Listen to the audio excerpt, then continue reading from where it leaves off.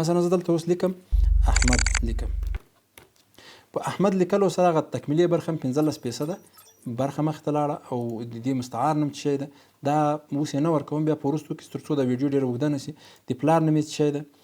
دلته د ډلګۍ مشر نوم څه شی ده. دا ډلګۍ مشر نوم لازم د ګوره ټول ولایتونه راځي دلته هغه نمونهیي ډول موږ او تاسو ډېر پکې راخیستي دي. مثلا زه اوس پکتیکا ولایت باندې کلیک کوم. پکتیکا ولایت کې موږ کوم ډلګۍ مشران لرو دلته لیکل سوي دي چې هغه مولوي صاحب عبدالقدیر واقد ده، حاجي عمر غفور ده، کاکا خلیفه صاحب ده، پلانکای ده، احمد محمود دا نومونه مثلا موږ او تاسې راخیستي دي.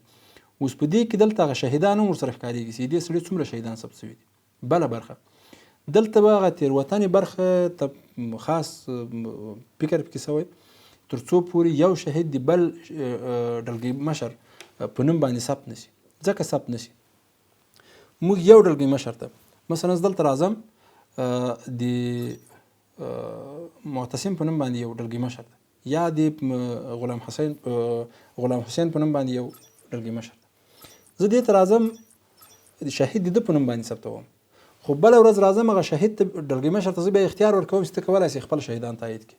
نو که دلته هغه سره بدل وي معلومات سره بدل وي ما بل ډلګۍ مشر تایید کړی او هغه ته ما اختیار خو بل ورکړی ده نو هغه بیا نشي کولی دغه شهید تایید کړي. نو دې برخې ته به یې تاسې ځکه ورته فکر که شهید ثبتوئ مثلا ډلګۍ مشر به دلته پیدا نه کړو نسته پکې نو تاسې به دغه نوي مشر اضافه کړئ.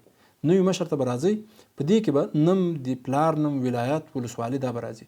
دا ټول د یو کس نشي برابرېدلی چې هم د ولسوالي برابري هم د ولایت برابري هم د نوم برابري هم د مستعار نوم برابري دا شیان نشي برابرېدلی. نو ځکه ډلګۍ مشر به یو ډلګۍ مشر دلته په دې سافټویر کې موجود وي.